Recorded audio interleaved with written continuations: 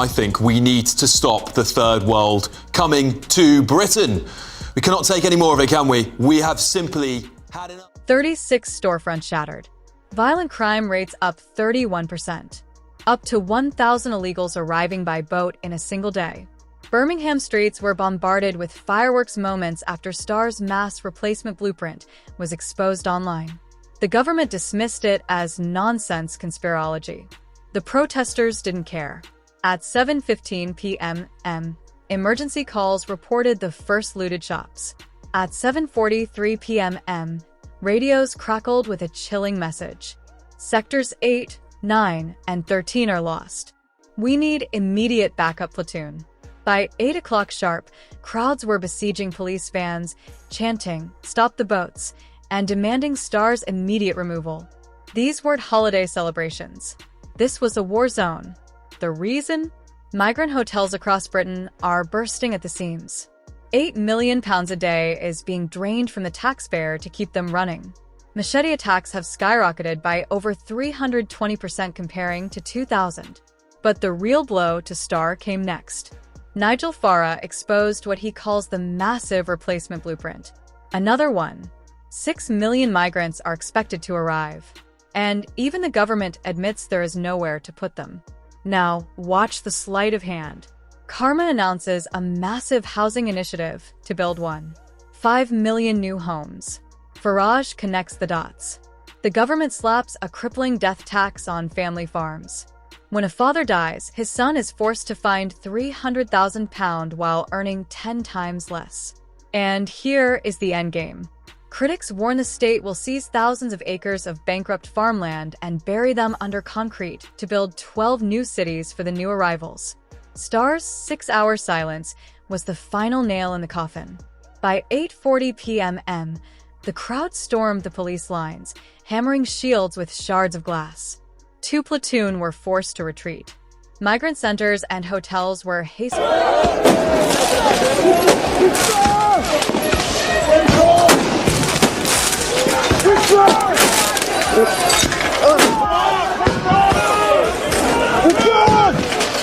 fortified with extra barricades to hold back what the media calls far-right extremists. But at 9:10, the dam broke. Someone leaked terrifying police body cam footage. That TikTok video hit 8.66 million views in just 2 hours. The comment section said it all. This is Britain's last chance. Others went further, branding the officers traitors no better than Starr himself. In 3 hours, 41 arrests were made and 16 vans were destroyed. The opposition demolished Starmer with the statistics. Rural communities make up over 17% of Britain's population. These are people who traditionally despise labor. Starmer, visibly rattled, dismissed the migrant import plan as absolute nonsense. But the accusations didn't stop there. English families average 1 child, maybe 2. But for hundreds of thousands of new arrivals from Africa and the Middle East, the average is 3 to 7 per family. The House of Commons erupted into chaos. Farage doubled down. These people get hotels, housing, and benefits today. In a few years, they get passports and then they vote Labour. And then came the revelation that plunged the streets into absolute hell. A pre-election video of Keir Starmer resurfaced, featuring a single damning sentence. "I need 10 years to realize all my plans in politics." Suddenly, for the protesters in Parliament Square, it all made sense. It takes 5 years for a new arrival to secure a passport. By that exact moment, Starmer will be running for his second term. Waves of so-called radical groups immediately coined a new term, an alien army. They said that an imported electorate guaranteed to give 100% of their votes to Starr. The crowds became unstoppable. They didn't care about Starr's threats of prison or his desperate pleas for tolerance and an immediate end to disorder. The mob setting fire to hotels are not just mindless rioters. And they are not reacting to a single policy. They are witnessing the unfolding of a government blueprint designed to fundamentally alter the demographic makeup of the nation. Farmers are not losing their land by accident. They are losing it by design. A 20% inheritance tax on farmers ensures that when a father passes away, the son is forced to sell the family heritage to pay a bill he can never afford. According to critics, that seized territory, rebranded as the Grey Belt, is already earmarked for the 12 new cities Starmer plans to construct. Those 1.5 million new homes are not intended for the British working class waiting on lists. They are necessary to house the 1.6 million new asylum seekers the opposition warns are inbound. It is a perfect cynical cycle. This is what Nigel Farage warned about. Bankrupt the rural population, acquire the land, build the accommodation, and settle the overflow. Meanwhile, the daily cost of housing illegal arrivals has hit £8 million, a bill paid by the very people being displaced.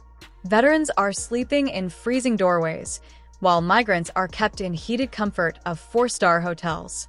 Pensioners are turning off their gas, while asylum centers run at full capacity. Security has collapsed alongside the economy. Machete attacks have reached historic highs. Grooming gangs have returned to the streets with impunity.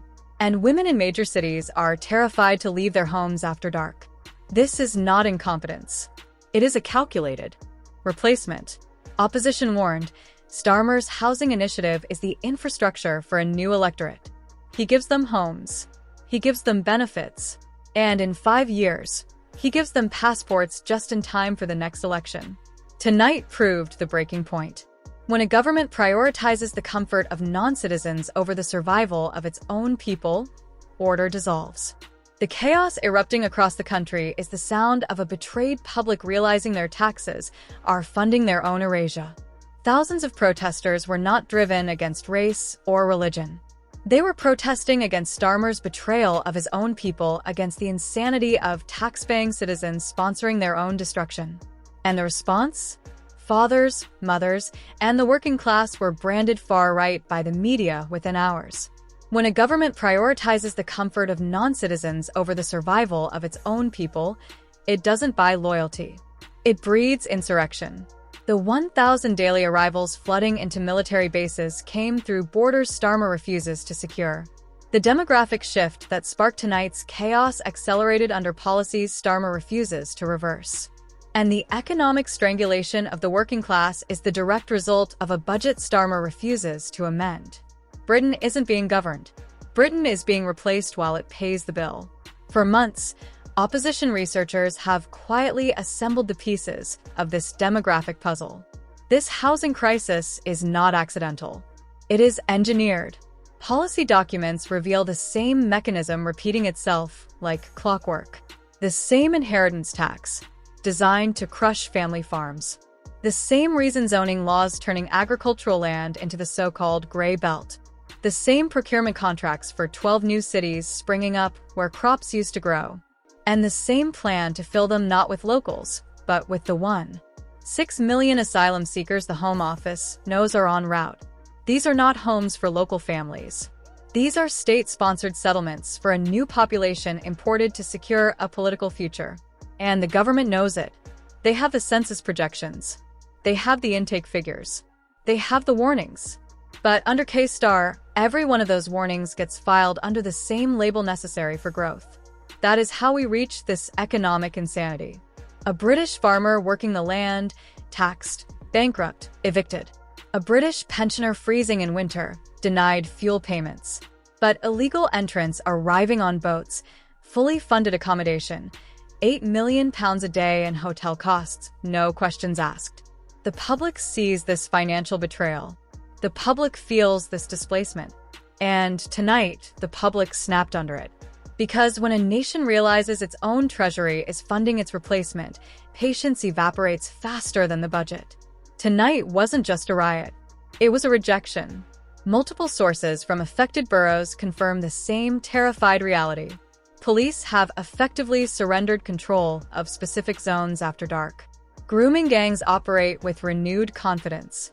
Machete attacks have become background noise in major cities, creating areas where women fear to tread and police fear to patrol. This is the operational result of a government that views its own population as an obstacle. They didn't lack resources to help veterans. They lack the will. Starmer built his strategy on one calculation. A dependent population is a loyal vote. But that calculation has turned into a nightmare. He needs 10 years to cement this demographic shift. The public is telling him tonight he might not last 10 months. Every decision Star Hour makes on housing is filtered through one goal. How do we accommodate the new demographics we are importing? Not how do we house the British families we are failing? And so the boats keep coming, the hotels keep filling, farmers are pushed off their land to make way for the new cities, and Britain becomes unrecognizable with each policy stars. He calls it a housing initiative. The critics call it a population exchange. The fear isn't just in the rural communities, it's in the suburbs. Tonight, British citizens faced an uncomfortable truth. The state will tax you to destitution, but it will subsidize them to comfort. The law will seize your inheritance, but it will grant them amnesty. Your history is being rewritten, but their future is fully funded. Betrayal divides a country faster than poverty. And tonight, the betrayal wasn't hidden in fine print. It was burning on the high streets. This is how a social contract breaks. Not through external pressure, but through internal sabotage. When the chaos spread, every newsroom waited for a condemnation of the open border policy. That statement never came. Instead, officials issued a watered-down denial, one that insiders described as damage control disguised as governance. Blame the disinformation. Ignore the statistics. Deny the replacement plan. Disinformation. That is the code word now used to describe anyone pointing out that military bases are full and farm. Owners are bankrupt. White didn't freeze because it was surprised. It froze because admitting the scale of the crisis would mean admitting the plan failed. Multiple insiders from the Treasury leaked the same panic.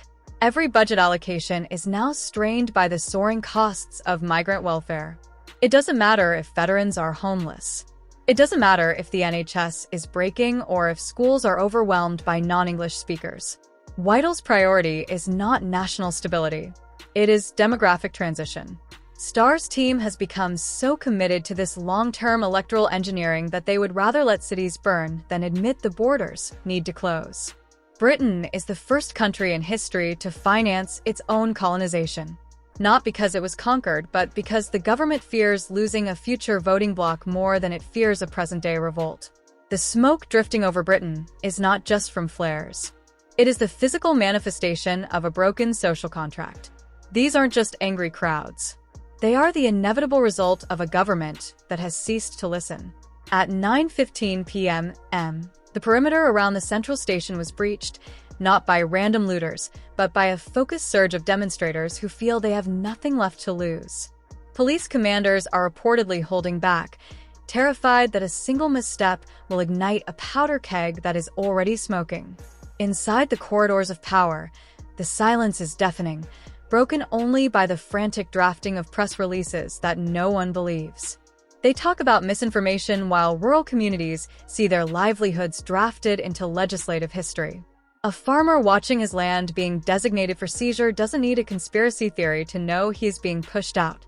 He just needs to read the new tax code. The proposal to turn productive fields into the gray belt for new housing estates has struck a nerve deeper than any previous policy.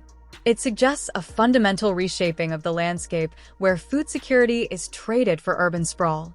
And the anger on the streets tonight is fueled by the suspicion that these new developments are not being built for the families currently struggling to pay their mortgages. When peaceful rural protests were planned last month, warnings were issued about disruption and public order. This double standard is what drives the fury. If you block a road to save your farm, you face immediate legal consequences. The public is watching live streams of police vans reversing away from the mob. They see officers standing down while property is destroyed. It sends a clear message. Authority is now selective. Starr's strategy of waiting it out is not de-escalating the situation. It is confirming the public's worst fears. A leader who disappears when the capital is burning is not governing. He is hiding. The 10-year timeline he requested for his national renewal now sounds less like a promise and more like a threat to those watching their communities change overnight. Every hour that passes without a decisive command from Downing Street emboldens the chaos. The coordination we are seeing on the ground, the organized movements, the supply of fireworks, the targeting of infrastructure suggests this is not a temporary tantrum. It is a structural rebellion against the new status quo. Trust is a fragile currency. And tonight the government is bankrupt. When the law applies differently depending on who you are or what cause you represent, the system collapses.